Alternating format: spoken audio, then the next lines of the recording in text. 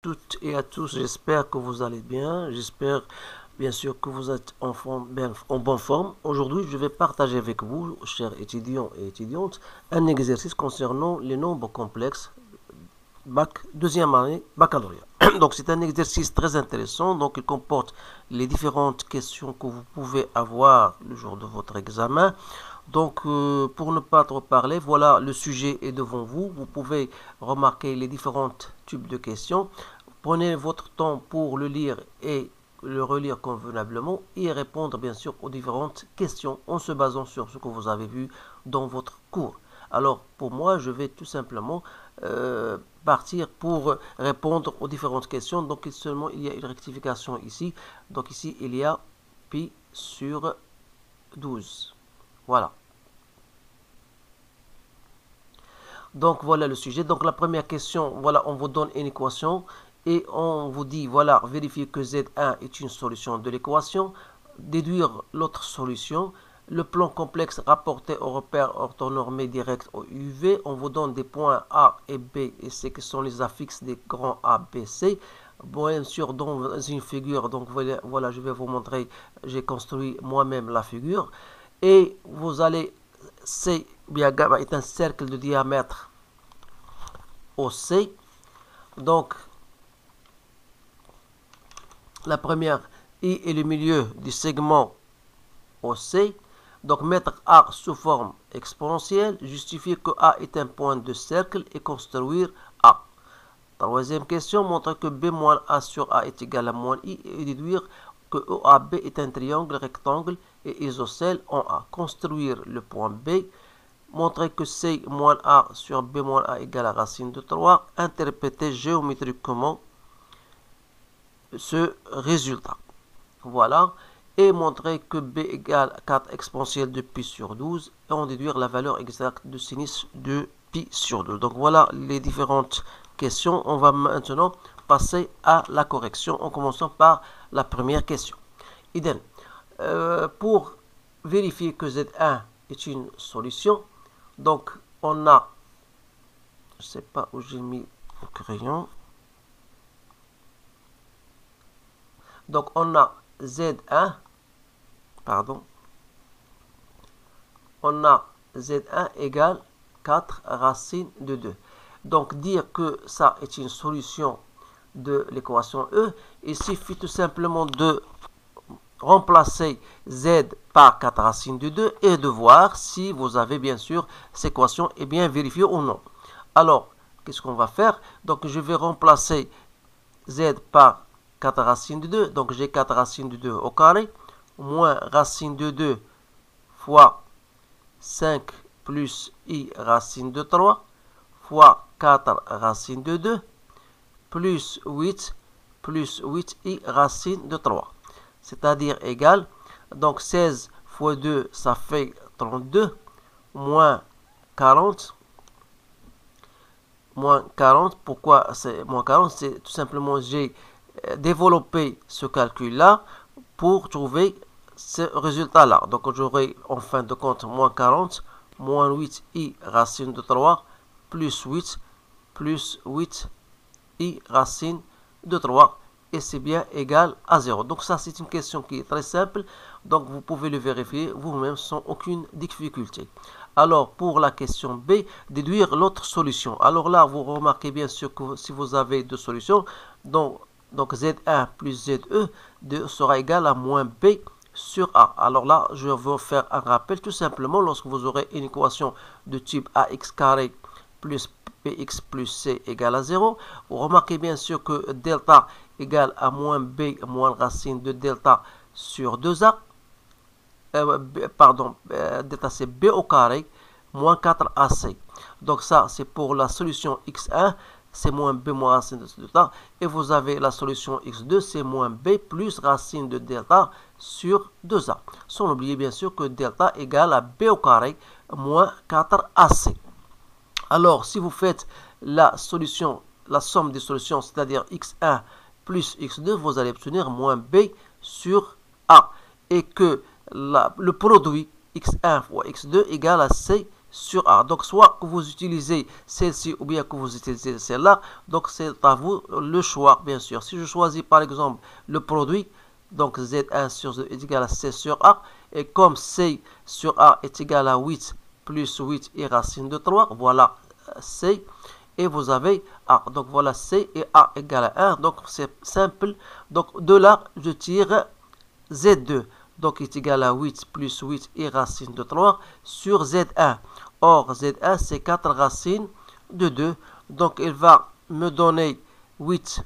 Si je mets 8 en facteur, 1 plus I racine de 3 sur 4 racines de 2. Donc, j'obtiens donc 2 fois 1 plus I racine de 3 sur racine de 2.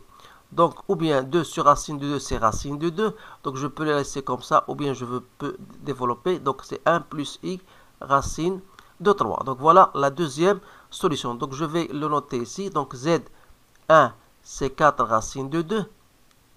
Et Z2 est égal à racine de 2 fois 1 plus racine de 3. Ça me donne racine de 2 plus I racine de 6. Donc, voilà la deuxième solution. إذا نمشيو للسؤال الموالي.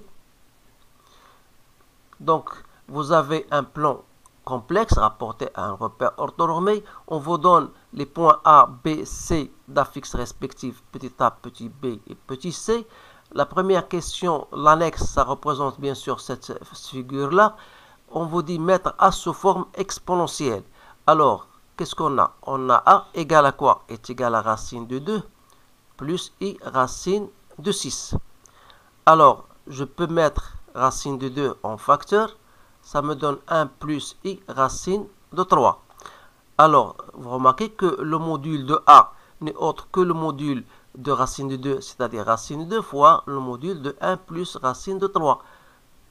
C'est-à-dire racine de 2 fois racine de 4. Parce que le module de 1 plus racine de 3, c'est 3 plus 1, ça fait 4 racines de 4. Donc, ça vous donne racine de 2. Ici, c'est 2. 2 fois racine de 2. Donc, voilà le module de A.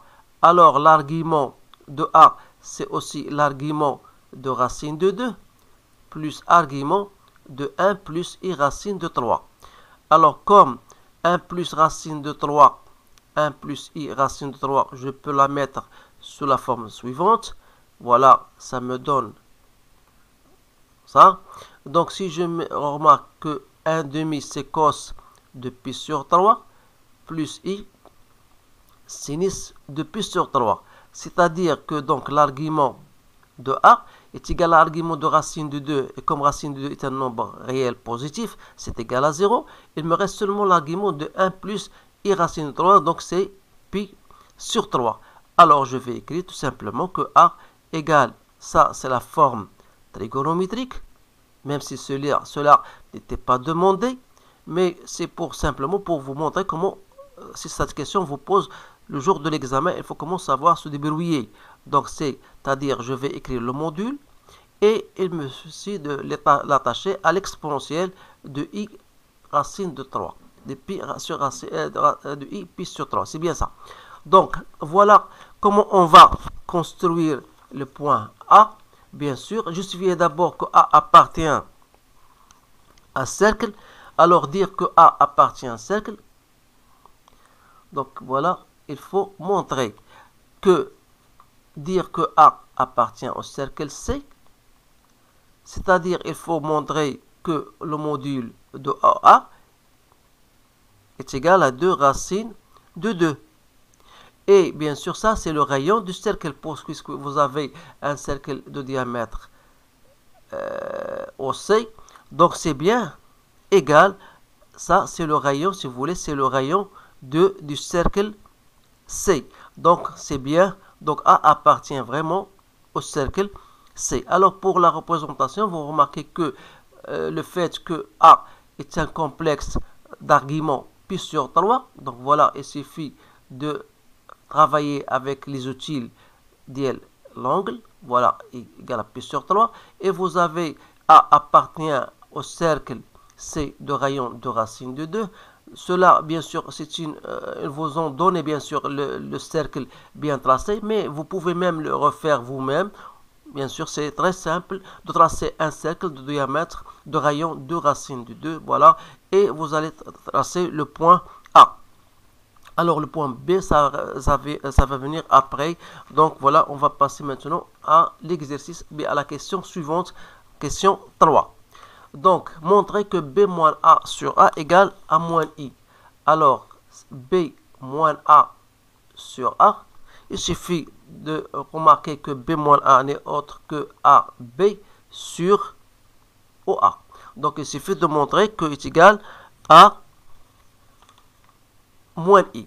Alors, il suffit ici de remplacer B, c'est quoi? C'est racine de 6 plus racine de 2, plus I racine de 6 moins I racine de 2, moins racine de 2, moins I racine de 6. Le tout sur racine de 2 plus I racine de 6.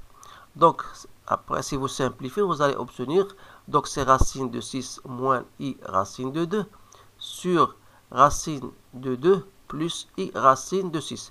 Alors, si vous allez multiplier par le conjugué, c'est-à-dire racine de 2 moins I racine de 6, sur racine de 2 plus I racine de 6 fois racine de 2 moins I racine de 6, ça vous donne 2 plus 6, c'est-à-dire le carré de ça plus le carré de ça.